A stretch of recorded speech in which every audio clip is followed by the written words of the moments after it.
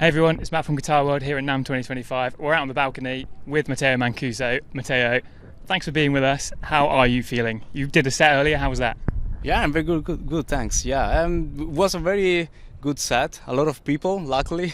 So yeah, it was very fun. I played for the first time with Vincent Garcia, so he's an amazing player, of course. We for sure had a lot of fun on the stage.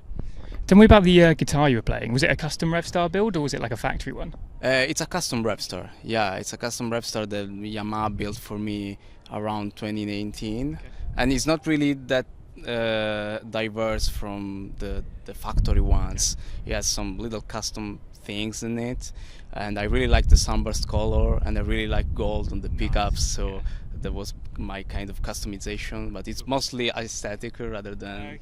gear stuff. And I used the Marzio on that one. I think they are the PAF 36 anniversary, and yeah, I really like it. I mean, you've been playing a Revstar for years now. Why did you kind of gravitate towards that model in the first place and why do you like it so much? Well, I choose the Revstar because first of all, it is a really versatile guitar, and I was playing, and still I am playing a lot of jazz tunes and maybe like jazz, rock, everything in between. So I was searching for a solid body that was having also the jazz sounds in it, and the Revstar is the perfect balance because the pickups don't have too much output, and I prefer the pickups with not too much output, especially for clean sounds. And plus it's a very small guitar, and I'm a small person, so I prefer like things like SG, for example, very small guitars. I'm not a Les Paul guy. So yeah, that's why I choose the Revstar. Yeah. I mean, is there talk of like a signature model? Because I mean, you've been playing it for like years and you're really like synonymous with that model. Would that be something you'd be interested in doing? Well, yeah, if Yamaha agrees, that would be a dream come true, of course. I never had a signature model. That can be the first prototype of a signature model, let's say, because we can for sure start from the custom model I have now, yeah. I mean, it's been a crazy few years for you. You've had like plaudits from Joe Bonamassa, Steve Vai, Tosin Abasi. You've jammed with Joe Bonamassa and Steve Vai as well. How was that experience for you? Well, there was. I was a little bit nervous at first, I have to say, especially when I was playing with Joe and Steve. They are my favorite guitar heroes.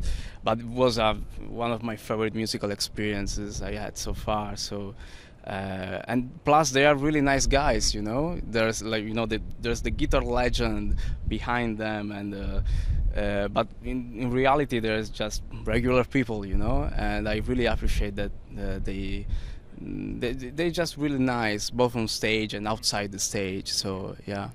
I mean, are there any other guest guitarists that you want to work with in the future that you've got your eye on?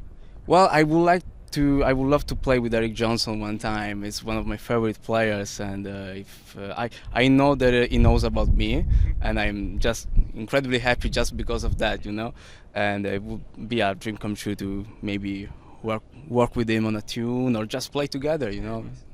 So you released one single last year, Pole Position, and that was dedicated to Paul Gilbert, is that right? Did he ever get back to you and give you feedback about what he thought of the song? Yeah, it's dedicated to Paul Gilbert, and I remember that we did one interview once with the Mascot because it's our label, and he knows about me, and he's a very nice guy too. And I just dedicated this song to him because I was working on a song with a baritone guitar, and I was recording the solo, and I realized, okay, this is very Paul Gilbert-like because there were a lot of lines from him, and I said, oh, why I just don't, I can dedicate it to him because of that. That's why Pole Position is kind of a strange name, but I'm not really good at names with songs. It's like Drop D, that's my favourite one. Yeah, Drop D is more like a reminder rather than a real name. Yeah. So are you working on new material now for an album next year or this year? Yeah, I'm working on some new material. I'm working on the next solo album, and if everything goes well, it will be ready by the end of this year. Yeah. And you say you're going to leave NAMM and you're going to go back and work on it. Is that the plan? Yeah, I'm gonna leave next Monday. I will go back in Italy, and yeah, I will go straight to work on the album. Yeah. I mean, so you're seen as one of the kind of most gifted and technical players of our time. I mean, everyone's crazy about your technique. Is it, when you're playing it, do you have to think about it much, or is it just like second nature to you? Kind of how did your technique come about, basically? Well, if I practice enough, I don't think about it. There are some days where I'm a little bit rusty and maybe all the fingers are not in place. And the more you are rusty, the more you think about the technique. The more you practice, the more it will come natural. So I always try to, keep my chops up, like playing every day, trying to play a lot. And sometimes I play a lot, sometimes a little bit less because life gets busy and all of that. But I try to be consistent, yeah. Who are the kind of up-and-coming guitar players that you've got your eye on? Is there anyone who's emerging, breaking onto the scene that you like the look of? Well, yeah, there are quite a few young people that I really admire, and one of the ones that comes to my mind is for sure Max Ostro. He's a guitar player from Russia. I believe he lives like near Siberia. It's a really far place, even from Europe, and he's an amazing player. It's like a killer mix of Bumblefoot, Guthrie Govan, Tom Quayle, all the new players into one complete package. It's a kind of also a fusion guy too. But he can really shred like Malmsteen tunes. A very versatile guy. So, and I really like him a lot. And another guy that I like is Josh Mather.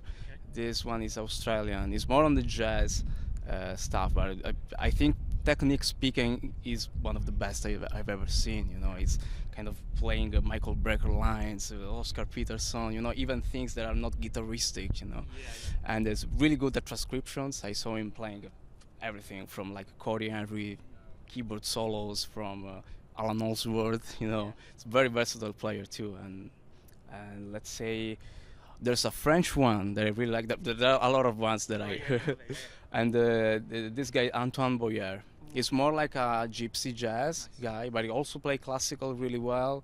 Very musical, always have a nice sound, and he's a killer improviser. And yeah, I like him a lot. So in terms of your rig, are you still running through the Line 6 Helix? Is that the kind of core of your sound? Yeah, right now I only use the Line 6 Helix. I always use IRs. I just made this preset 1 week ago for the NAMM, and I'm really happy with that because I always go stereo. So I really like when, like with the ping-pong delay or like the stereo reverb. It's very easy to do it with the Helix. Maybe if you have analog gear, going stereo is a little bit more complicated to do. But with the Helix it's very easy. And I use, I don't know if you know Jensen speakers, and I use IRs from Jensen. They are really, really good. And this preset I made last week was only with Jensen speakers, yeah. Well, it sounded absolutely killer. Thank you so much for spending the time speaking to us today. Enjoy the rest of your NAMM show. Thank you so much. Thank you.